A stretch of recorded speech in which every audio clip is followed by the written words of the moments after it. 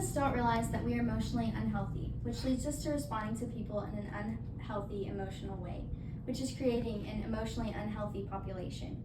Hi, my name is Delaney Dickey, and I've been studying emotional health for a little while, and I'd like to share with you the research that I've come up with.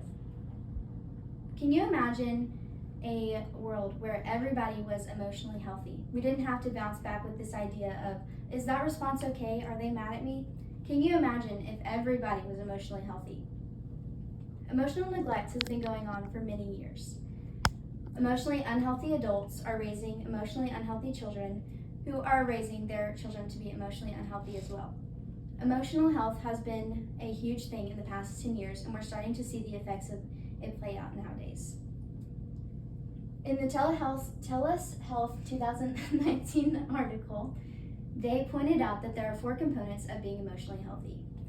Being able to accept self, having self-acceptance, self-esteem, being resilient, and the ability to manage strong emotions. Being able to manage strong emotions is more than just the negative ones. When you aren't able to process negative emotions, you have higher anxiety and depression rates, which can lead to drugs and alcohol and more addictions down the road. You also aren't able to manage strong emotions in the happy sense either. You can overindulge because you aren't sure when that happiness is going to come back. The Mental Health Foundation pointed out in their study in the mentalhealth.org website that 68% of women and 57% of men are struggling with a treatable anxiety or mental health condition. In the 2019 study from Gustavi, he also pointed out that 1 in 7 children are also dealing with these treatable anxiety and mental health conditions.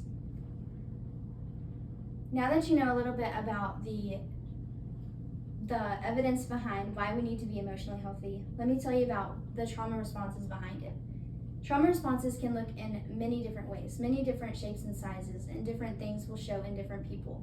But I wanted to share a personal story from me so that you can understand a little bit why we need to respond to children in an emotionally healthy way. When I was in preschool, we took naps, like many preschools. And the teacher and I didn't really get along, and we didn't really understand each other very well. But one thing that I remember that she had done was during a nap time when I really wasn't interested in taking a nap, she had threatened to shut me in a closet. She was going to move my nap mat in there, shut the closet, and lock it.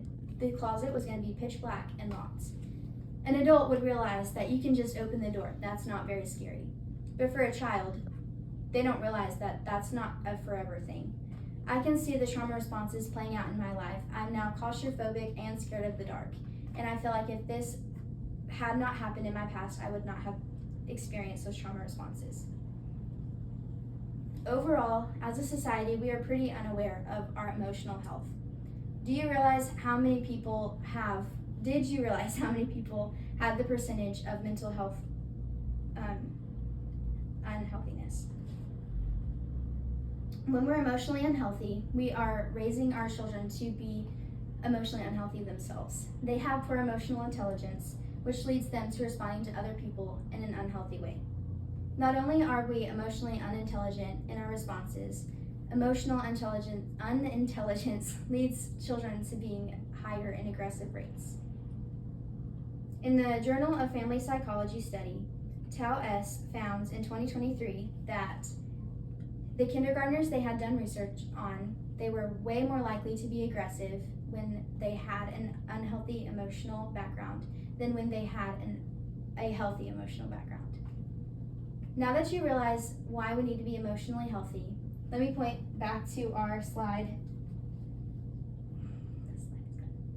The slide mentioned earlier that we had self-esteem, self-acceptance, the ability to cope, and resilience. If you aren't under one of those categories, even if just one of all 4, this is a way that you can better yourself so that you can become emotionally healthy. First off, it might be obvious to some, but it's not obvious to all. Therapy or counseling. Therapy and counseling can look like many different things in many different ways. It doesn't fit every single situation for every single person. It might be better for you to do a telehealth. It might be better to be in person. It might be better to do the one that works with your insurance. Whatever works for you works for me, as long as you're getting healthy. Another way, you can bring this up with your counselor or therapist, or you could really work with this on your own. Respond to yourself in a healthy way, to your unhealthy emotions. When you get upset, it's okay to cry. When you process them through yourself, you're able to respond to other people in a healthy way.